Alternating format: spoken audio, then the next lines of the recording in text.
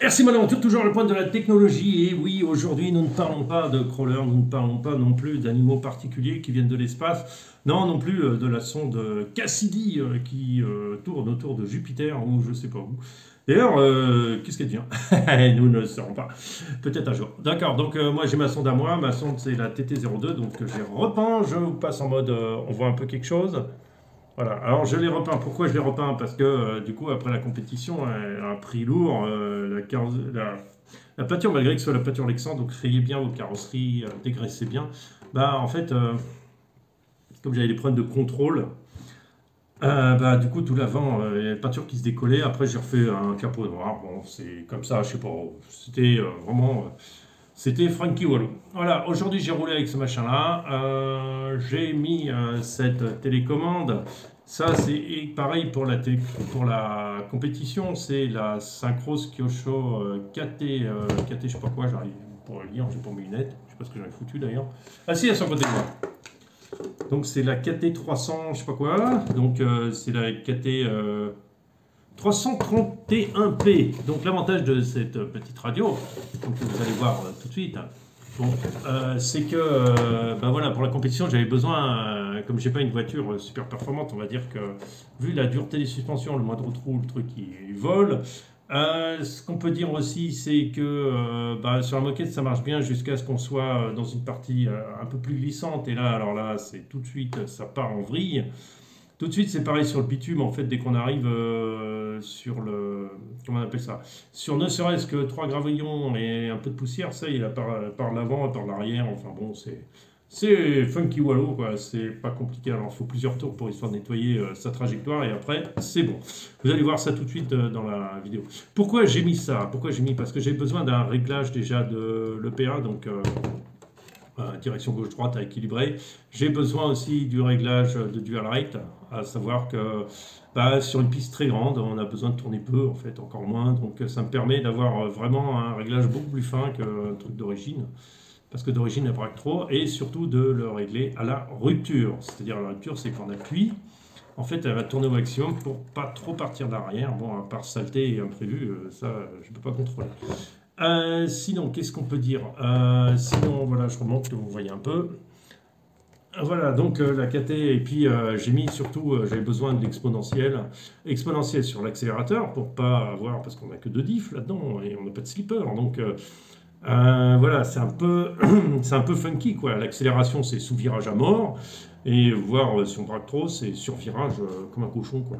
Donc c'est très, c'est pas si facile que ça à piloter ce machin si on veut avoir une certaine performance. Moi qui est habitué à rouler à 3 km/h sur mes petits cailloux. Et puis j'ai mis de l'exponentiel aussi sur la direction pour pouvoir avoir, justement pour avoir à peu près un autre, à peu près, à peu près un autre stable. Parce que bon, même si je changeais de cerveau, ce qu'on conseille tout de suite, hein, on a quand même un jeu et ça a tendance des fois à tirer à gauche ou à droite, on ne sait pas trop pourquoi, mais bon, pas grave. Voilà, donc c'est une petite session entraînement pour rigoler. Je vous avais promis de la filmer, je sais plus, mais bon, je l'ai filmé parce que je trouvais un moyen de le filmer un peu, que ce soit rigolo. Voilà, sur ce TT02, je veux dire très très marrante voiture, très amusante. C'est comme c'est, moi je pense qu'il ne faut rien faire dessus. Par contre, je suis en AQ NIMH 4000, alors je vais vous montrer ça. Voilà, je suis en NIMH 4000.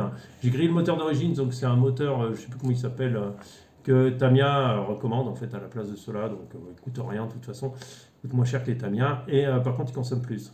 Et sinon, j'ai viré le variateur d'origine parce que je roule aussi en lipo.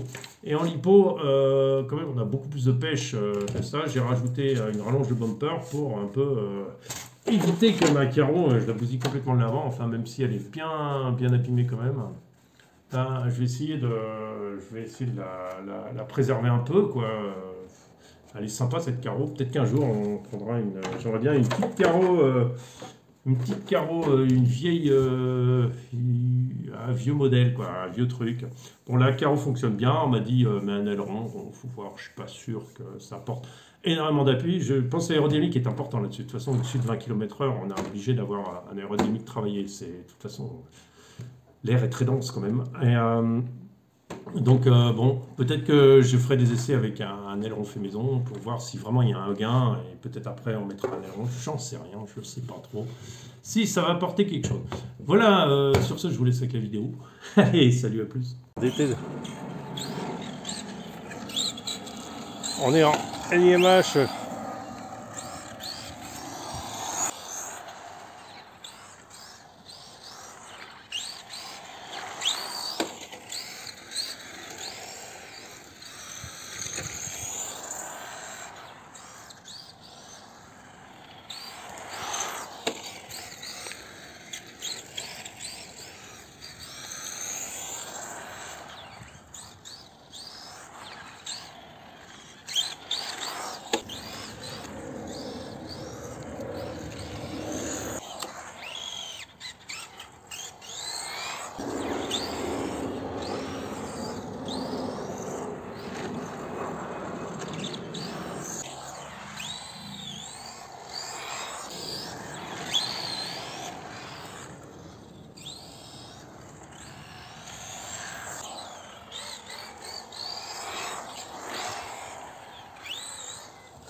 Eh merde, trop à la corde.